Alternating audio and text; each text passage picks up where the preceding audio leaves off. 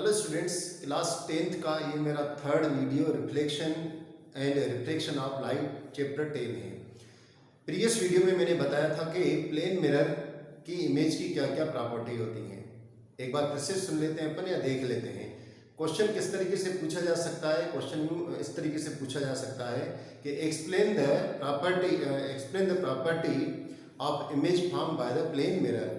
तो आप उसको कैसे बताएंगे, मैं उसको रिटर्न में आपको बता रहा हूँ क्योंकि एक्सप्लेन मैंने प्रीवियस वीडियो में कर चुका हूँ। तो प्रॉपर्टी कौन कौन सी है, पहले तो इस तरीके से आएगा, explain the property of image formation of plane mirror. देखिए मैं ये प्रॉपर्टी तो लिख देता हूँ, किंतु एक और क्वेश्चन यह आता है कि क्वेश्चन इस तरीके से भी आ जाएगा कि मिरर किसे कहते हैं और इमेज किसे कहते हैं। तो इमेज तो मैंने एक्सप्लेन कर दिया था आपको प्रीवियस वीडियो में, किंतु मिरर किसे कहते हैं तो हमेशा याद रखिएगा कि जब किसी गिलास की प्लेट पर या गिलास पर एक साइड पॉलिश की जाए और एक साइड पेंट किया जाए तो ऐसे डिवाइस को अपन मिरर कहते हैं।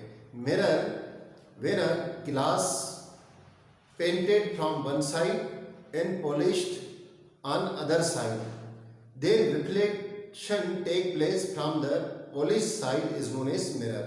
इसको अपन मिरर कहते हैं। क्लियर। अब मैंने आपको बताया कि plane mirror properties of image formed by plane mirror number plus. इसमें मैंने आपको बताया था कि आप अगर प्लेन मिरर के सामने खड़े हैं तो आप देखिए कि आपकी इमेज कैसी बनी है। क्या इन्वर्टेड बनी है, मीन्स उल्टी बनी है, आपका हेड नीचे है और लेग्स ऊपर है? नहीं, है ना। कैसी बनी है? जैसे आप खड़े हैं सीधे तो सीधी बनी है। तो क्या बताएंगे पहली प्रॉपर्टी, इमेज ऑलवेज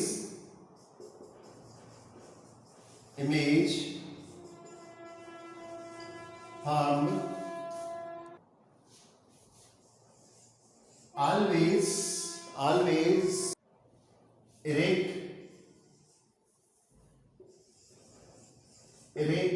और जो इमेज इरेक्ट होती है वो कैसी होती है? Virtual.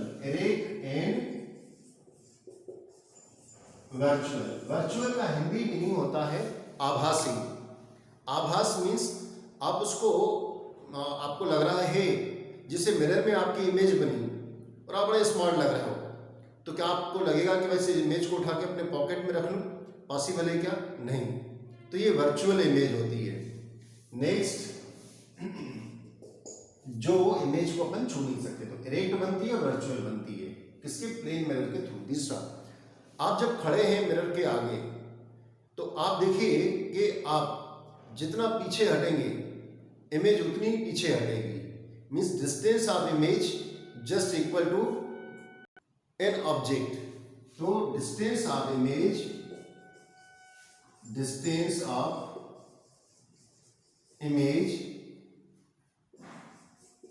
Equal to distance of an object.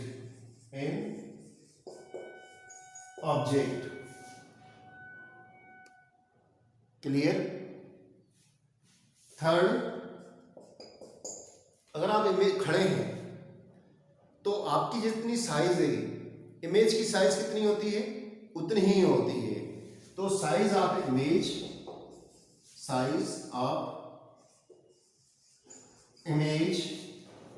Equal to size of an object. Object की साइज की इक्वल होती है। फोर्थ पॉइंट, देखिए क्या होता है कि अपन को कोई बोलता है, ये एक जनरली अपन डेली लाइफ में सुनने को मिलता है कि आईने में शक्ल देखिए, आईने पर शक्ल देखिए। ऐसा होता है क्या? नहीं। इसका मीनिंग यह होगा कि इमेज बिहाइंड द मिरर बनती है ना। तो हम क्या बताएंगे? Formation image form behind the mirror. Image form behind the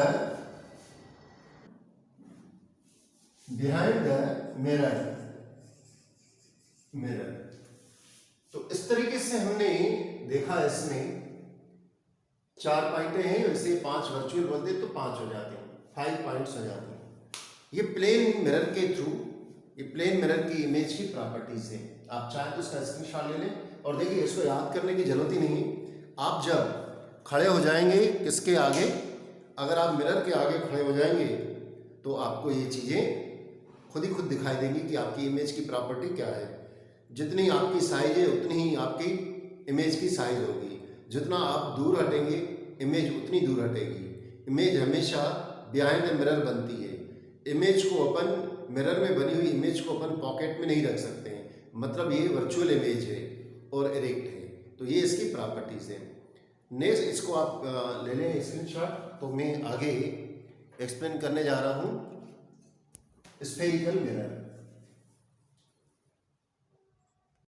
spherical mirror किसे कहते हैं, या कर्व्ड सरफेस मिरर किसे कहते हैं? स्फेरिकल मिरर या कर्व्ड सरफेस मिरर किसे कहते हैं? देखिए, स्फेरिकल मिरर 2 तरीके के होते हैं, प्लेन मिरर और स्फेरिकल मिरर या कर्व्ड सरफेस मिरर। जो स्फेरिकल मिरर होता है वो भी फिर से फर्दर डिवाइड करते हैं 2 टाइप्स, कॉनकेव और कॉन्वेक्स मिरर।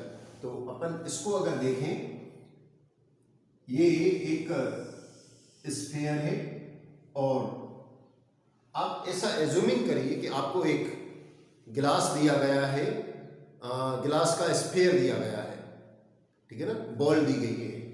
अब आपको इसमें से मिरर बनाना है, कौन सी?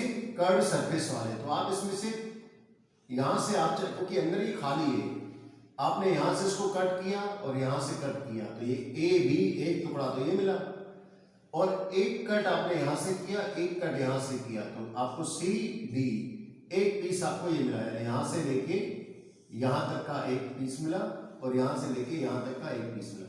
अब क्योंकि बॉल थी कट गई, तो एक पीस आपको ये वाला मिलेगा और एक पीस आपको ये मिलेगा। मतलब एक अगर बॉल को आप काट रहे हैं और उससे स्फेरिकल मिरर बना रहे हैं तो 4 स्फेरिकल मिरर बनेंगे। कितने? 1 2 3 4।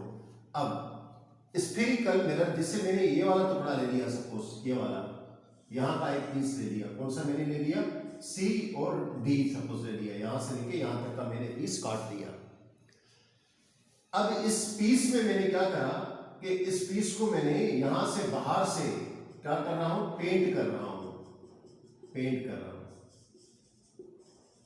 पेंटेड फ्रॉम आउटसाइड, ठीक है ना। और अंदर से मैं क्या कर रहा हूं? पॉलिश कर दे रहा हूं, ये पॉलिश कर दे रहा हूं, ये इसकी रिफ्लेक्सिंग सरफेस हो जाएगी, क्या हो जाएगा? पॉलिश। तो ये एक मिरर बन जाएगा। कौन सा मिरर बन जाएगा? कॉनकेव मिरर बन जाएगा। कॉनकेव मिरर क्यों? क्योंकि रिफ्लेक्शन अब यहां से होगा, रिफ्लेक्शन, ठीक है ना, इस साइड से होगा। इस तरीके से अब पहले इस स्फीयर को देखिएगा, क्योंकि इससे ना कुछ टर्मिनोलॉजी है जो इसको अपन बताएंगे, जैसे centre of curvature, focus, radius of curvature, pole, वो इसके थ्रू ही अपन समझेंगे। अब सबसे पहले स्फेरिकल मिरर किसे कहते हैं? तो स्फेरिकल मिरर क्या होता है कि mirror which has surface is a spherical, या mirror which part of the sphere is known as spherical mirror. फिर से मैं बोल रहा हूं, स्फेरिकल मिरर किसे कहेंगे? तो the spherical mirror is one whose reflecting surface is, कैसी है? Spherical. Clear? Reflecting surface spherical. मैं लिख देता हूं 2 तरीके से। एक तो वह मिरर जो स्फेरिकल का पार्ट हो, स्फेयर का पार्ट हो। तो spherical mirror is the mirror one whose reflecting surface is spherical, जिसकी रिफ्लेक्टिंग सरफेस स्फेरिकल हो। There are two types of spherical mirror। Spherical mirror के दो तरीके के होते हैं, एक कॉनकेव और दूसरा कॉन्वेक्स। कॉनकेव और कॉन्वेक्स मिरर, तो दो तरीके के ये होते हैं। अब सबसे पहले कॉनकेव कौन सा होता है, तो आपकी बुक में एक्टिविटी दी गई है और उस एक्टिविटी से मैं यहाँ एक्टिविटी तो एक्सप्लेन नहीं कर रहा हूँ। एक्टिविटी में जैसे स्पून दिया गया है, तो उसी स्पून को देखिए, अगर हम उसको इनसाइड देखते हैं, अंदर के साइड अपने उसकी इमेज देखते हैं, तो हमें कितनी अच्छी अपनी इमेज दिखती है, बहुत मोटी और बेकार टाइप की इमेज दिखती है ना। तो इमेज कैसी बनती है, उसमें कॉनकेव में बड़ी इमेज बन रही होती है, मोटी बन रही होती है। तो जब अपन किसी केवी में या स्पून में अंदर के साइड से देख रहे होते हैं, तो कॉनकेव है वो, और अगर उसी स्पून को उल्टा करके देखते हैं तो छोटी इमेज बनती हुई दिखाई देती है, और वो कॉन्वेक्स इमेज कहलाती है। खैर, यहाँ पर तो मैं डेफिनेशन के अकॉर्डिंग बता रहा हूँ, इसको थोड़ा रब कर रहा हूँ, और यहाँ पर मैं इसको, और यहाँ ऐसा करिए, आप इसका स्क्रीनशॉट ले लीजिए, तो मैं इसको रब करके दोनों को एक्सप्लेन करने जा रहा हूँ।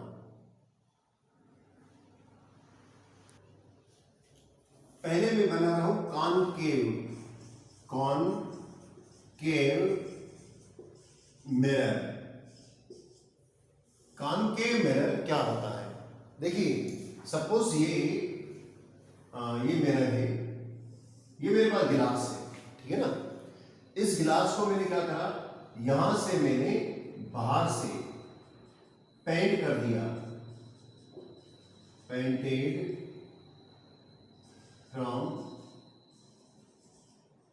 outer surface, painted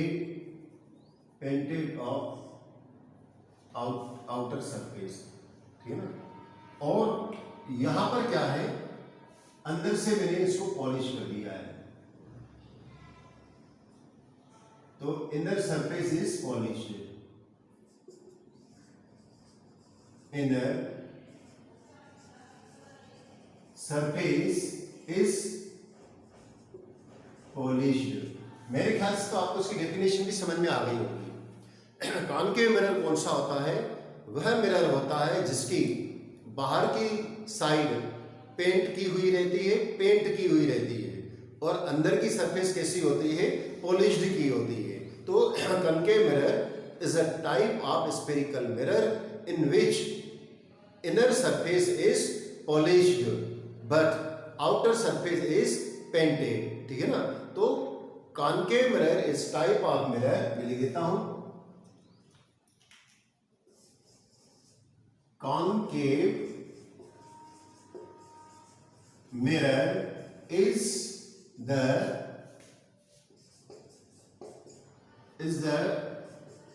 type of mirror in which inner surface is polished but outer surface is painted। इसका डायग्राम इस तरीके से आप बना के आ सकते हो। ये क्या हुआ, आपकी कॉनकेव मिरर हुआ, है ना। अब कॉन्वेक्स मिरर, कॉन्वेक्स मिरर इसी का जस्ट ऑपोजिट होगा, ठीक है ना। इसी का जस्ट ऑपोजिट होगा आपका कॉनकेव मिरर। क्या होगा इसमें? Mirror convex, mirror is one whose inner surface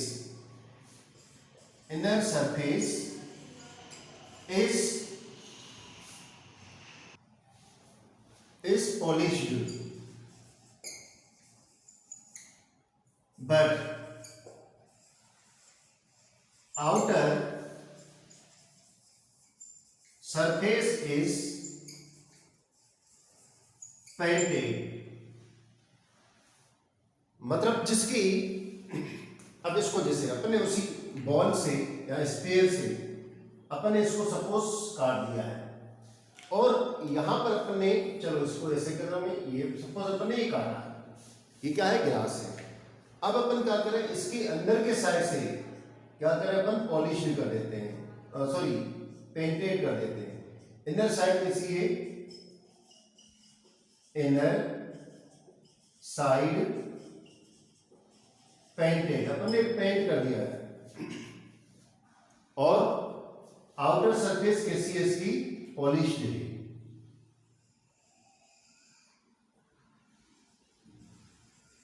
outer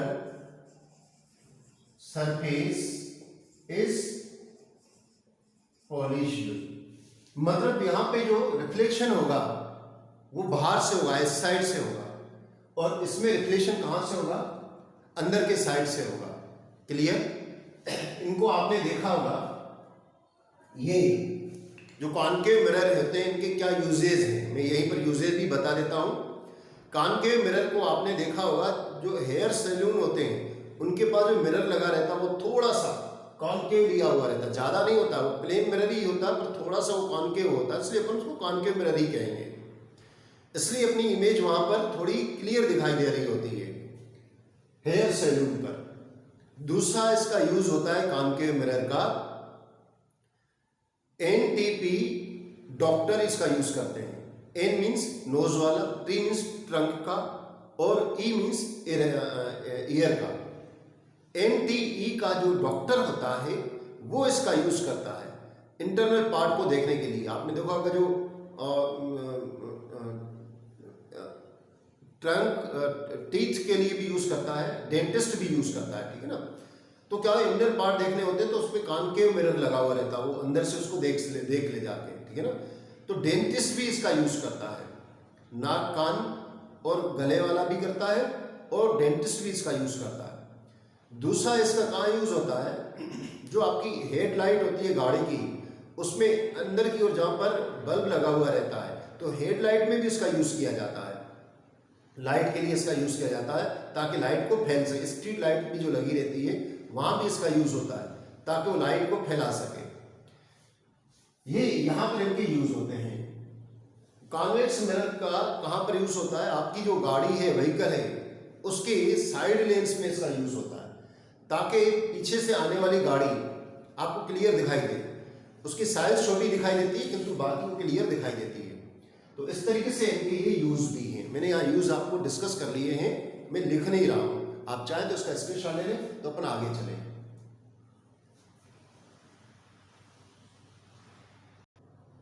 next है, इससे अगर हम स्फेरिकल मिरर को पढ़ रहे होते हैं तो उससे रिलेटेड कुछ डेफिनेशंस होती हैं। यूँ कहें कि कुछ जो है डेफिनेशन के या टर्मिनोलॉजी होती है उसको अपन को समझना था।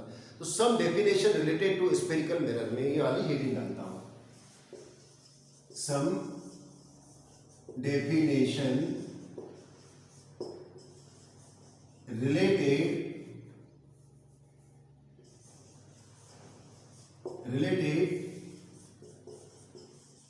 स्फेरिकल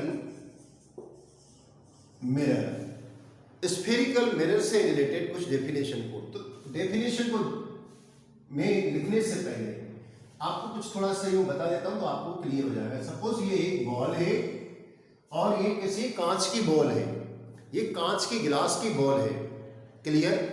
अब अपन जैसे मैंने बताया कि यहां से कट मारेंगे तो यहां से और एक कट यहां से मान लो 4 हमें मिरर बन जाएंगे।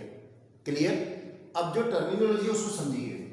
इस जो ये स्फेरिकल गिलास, कांच का गिलास है, ये इसका बीच का एक सेंटर होता है। क्लियर? कांच के गिलास का जो बीच का सेंटर होता है उसको मिरर के लिए सेंटर ऑफ कर्वेचर कहते हैं। मैं लिखूंगा पर आपको समझा रहा हूं। इस गिलास की बॉल का यानी स्फीयर का जो सेंटर है वो मिरर का सेंटर ऑफ कर्वेचर कहलाएगा। मैं लिख के एक एक को बता रहा हूं तो पहले शॉर्ट में समझा देता हूं। दूसरा, अब देखो ये पूरा ये सेंटर ऑफ कर्वेचर कहलाएगा यानी ए से लेके बी तक। यहां पे इसका जो सेंटर पार्ट नहीं, ये सेंटर नहीं कहलाएगा, बस ये बीच वाला पार्ट, ये वाला, ये जो पॉइंट है ये सेंटर ऑफ कर्वेचर कहलाएगा। और यहां पर सी से लेके इस बी तक जो डिस्टेंस है, या यूं कहें कि सी से लेके ए तक की जो डिस्टेंस है वो रेडियस है इसकी, कांच के गिलास की, स्फेरिकल कांच के गिलास की रेडियस है। इस रेडियस को ही हम मिरर के लिए रेडियस ऑफ कर्वेचर कहेंगे, रेडियस ऑफ कर्वेचर कहेंगे। क्लियर? दूसरी बात, अब ये जो बी पॉइंट है या यहाँ पर अपने ए पॉइंट है, तो अगर मिरर को अपन ने सपोज यहां से काटा है तो ये पूरा ये मिरर अपने पास आ जाएगा। अब ये मिरर का जो पार्ट है इसको मैं कोई नाम दे देता हूं और आर एस दे देता हूं सपोज।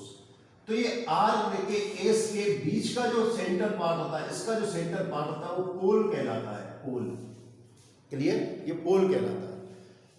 और यहां से ये सेंटर ऑफ कर्वेचर और ये पोल, यानी ये पोल, सेंटर ऑफ कर्वेचर और पोल से एक इमेजिनरी लाइन जाती है। अपन इमेज करते हैं कि यहां से कोई लाइन जा रही है, उस लाइन को अपन प्रिंसिपल फोकस कहते हैं।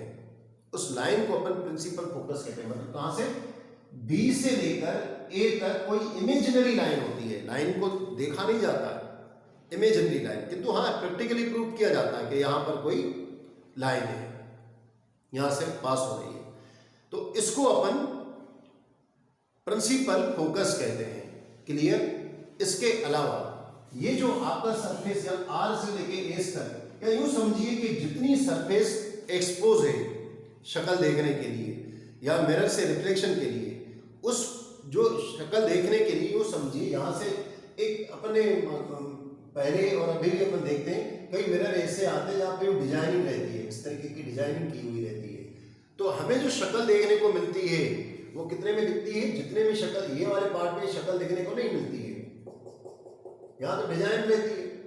तो शक्ल दिखने के लिए, अब यहाँ पर मैं कहूँगा शक्ल दिखने के लिए तो बात गड़बड़ है, शक्ल नहीं बोलना चाहिए, ठीक है ना? क्या बोलना चाहिए कि रिफ्लेक्टिंग सरफेस, जितनी रिफ्लेक्टिंग सरफेस होगी, ठीक है, उसको अपन कहेंगे अपेचर, ठीक है ना? अपेचर इसको जो दिख रही है यहां से यूं लिखो, ठीक है ना? तो अपेचर ये कहा जाता है, ठीक है ना? अब ये जो मैंने आपको बताई टर्मिनोलॉजी, इसको एक एक करके मैं लिख के फटाफट बताता जाता हूं, ठीक है ना? सबसे पहला है centre of curvature, centre of curvature. Centre of curvature क्या होता है? Centre of curvature, the centre of the surface of which the spherical mirror is a part is known as center of curvature। मैं लिख रहा हूं the center of surface spherical the center of sphere, sorry, the center of sphere in which mirror is part, जिसका mirror part है, which mirror is a part is called center of curvature। और इसको कैसे बताते हैं? It is represented by सी। इसको अपन सी से represent करते हैं। सी से अपन इसको रिप्रेजेंट करते हैं। दूसरा है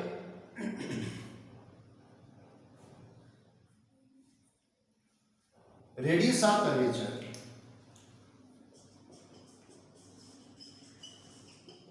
radius of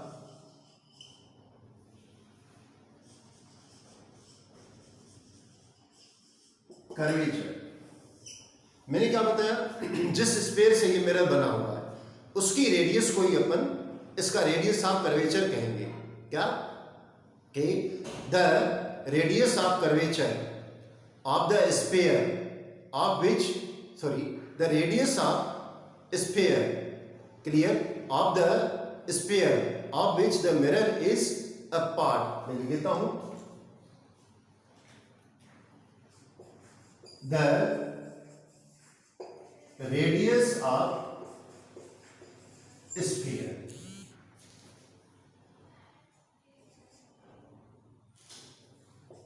in which mirror is a part is known as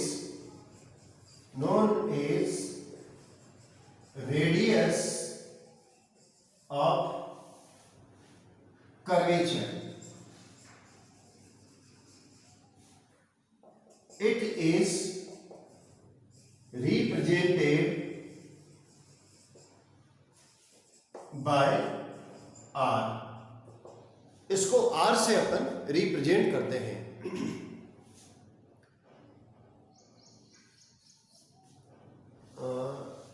mirror में थोड़ा सा बोलूं, the centre of curvature of which mirror is a part. Mirror the center of curvature of which mirror is a part called center of curvature. The radius of sphere of which mirror is a part is known as radius of curvature. तो ये मैंने आपको बताया। अब अपन next है principal focus. ठीक है ना, आप चाहें तो इसका स्क्रीनशॉट ले लें। मैं इसको रब करने जा रहा हूं। सबसे पहले पोल मैं बोलने जा रहा हूं ना, ये पोल, क्योंकि उसके बाद ही अपन प्रिंसिपल एक्सिस को देख पाएंगे। पोल क्या है, एक बार मैं फिर से इसका डायग्राम यहां पर बना के बता देता हूं। सपोज ये अपने पास कॉनकेव मिरर है ए बी, इसका बिल्कुल सेंटर पार्ट यानी रिफ्लेक्टिंग सरफेस का सेंटर पार्ट, या हम यूं कहें कि मिरर का बिल्कुल सेंटर पार्ट, उसको अपन पोल कहते हैं। ये पोल, ठीक है ना। तो ये लिख देता हूं, पोल क्या है, सेंटर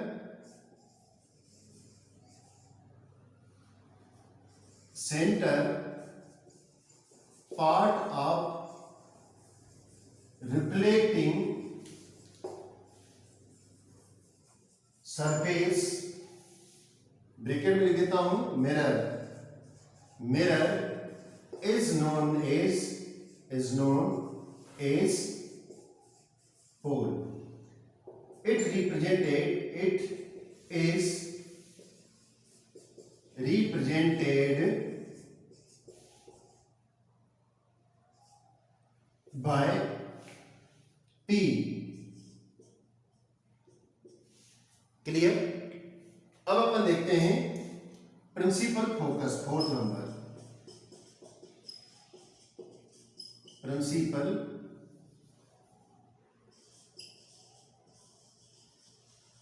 फोकस।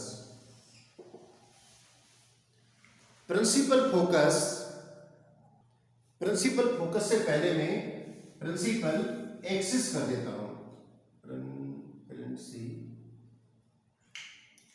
क्योंकि फोकस नहीं तो डिफाइन नहीं करें। प्रिंसिपल एक्सिस, देखिए ये सपोज मिरर है अपने पास,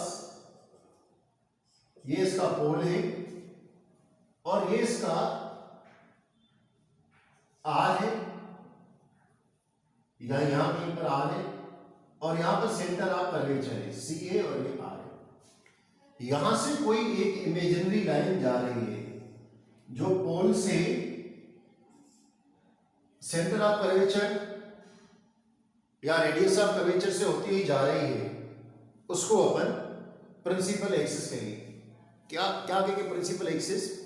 the imaginary line which passing through pole and center of curvature is known as principal axis। मैं लिख रहा हूं, यहां से लिख देता हूं, an imaginary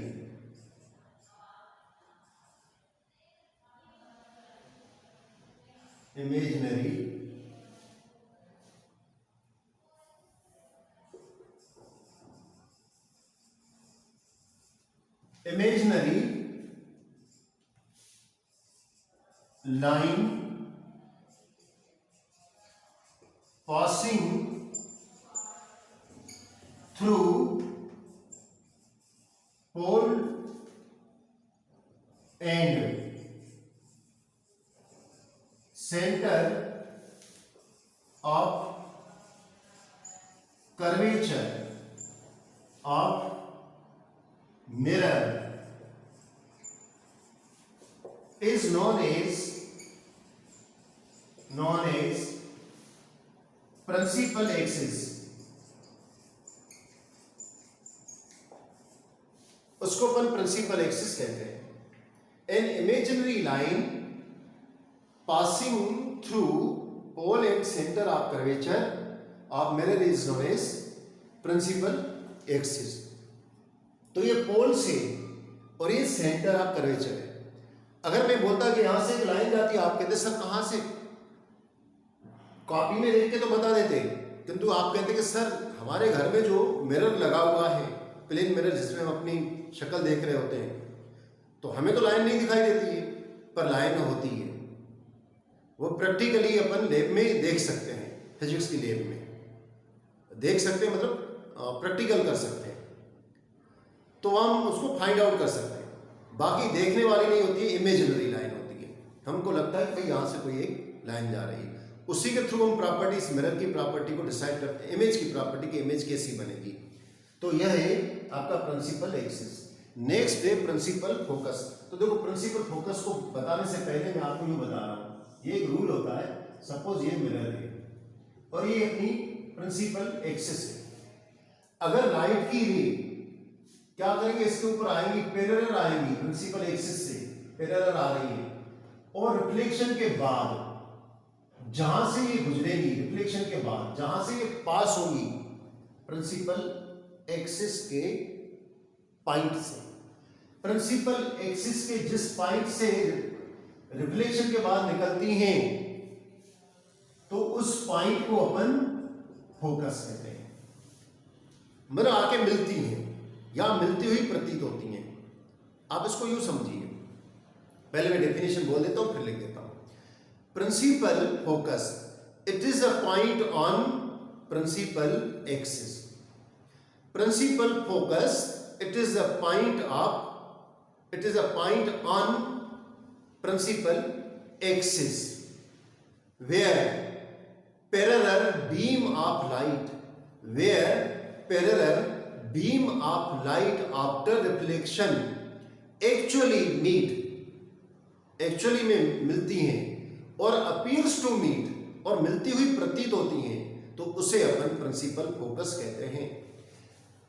जब parallel beam of light reflection के बाद प्रिंसिपल एक्सिस के जिस पॉइंट पर मिलती है, एक्चुअली मिलती हैं या मिलती हुई प्रतीत होती हैं, तो उन्हें हम प्रिंसिपल फोकस कहते हैं।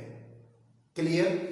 मैं इसको यहां पर प्रिंसिपल, इसको मिटा के यहां पर इसकी डेफिनेशन लिख देता हूं प्रिंसिपल फोकस की।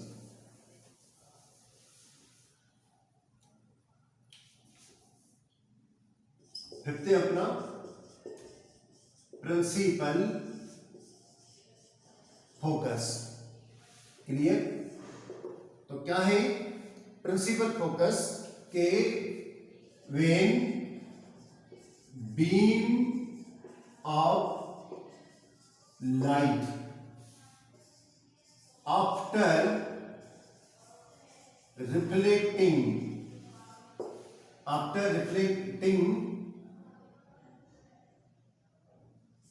passing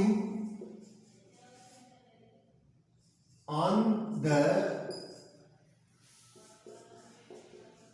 point of principal axis, then थोड़ा सा अपन इसको मैं फिर से बोल रहा हूं कि थोड़ा सा beam of light after reflecting passing on the point of principal axis, then it actual meets और appear to meets on the point of principal axis. That point is known as, मैं इसको रख कर देता हूं ना पोल, आप चाहें तो स्क्रीनशॉट ले लें।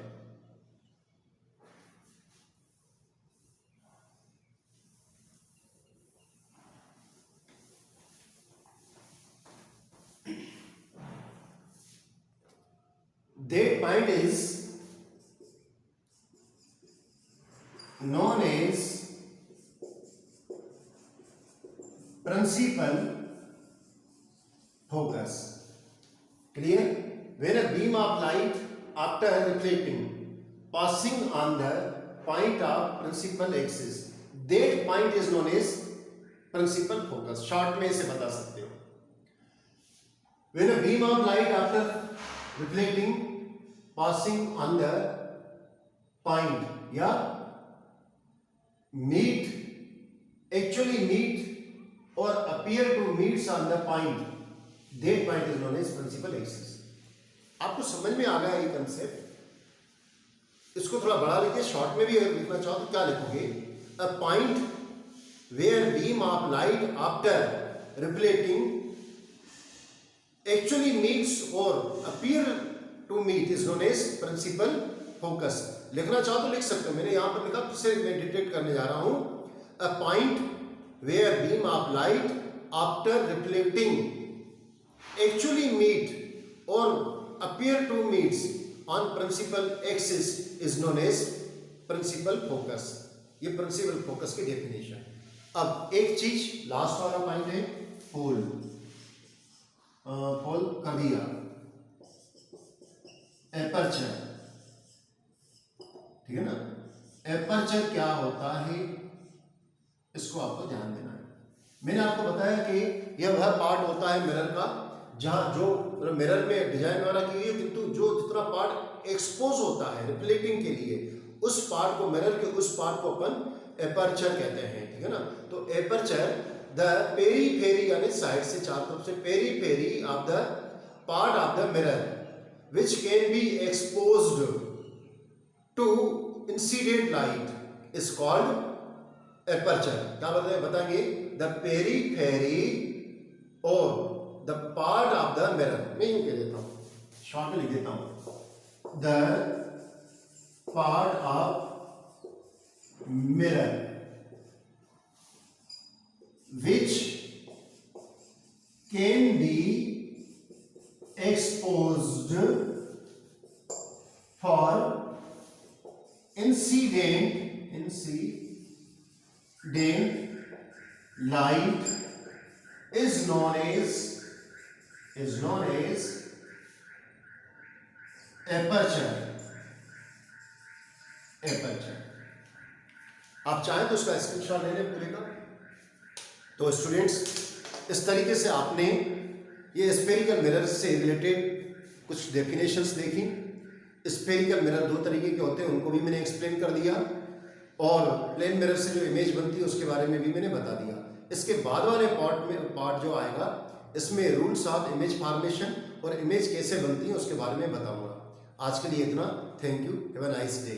मेरे इस चैनल को सब्सक्राइब करिए और अधिक से अधिक शेयर करिए। आप देख रहे हैं कि इसमें इस पूरे लेक्चर में कोई भी अननेसेसरी डिस्कस नहीं किया गया, केवल टू दी पॉइंट आपको एक्सप्लेन कर दिया गया ताकि आपका पूरा माइंड कंसंट्रेट रहे, और रिटर्न में भी दे दिया गया ताकि आप नोट्स भी बनाते हुए चलें जैसे आपको क्लास में मिल रहा है। तो आप इसलिए इसको सब्सक्राइब भी करें, शेयर भी करें। Thank you, have a nice day.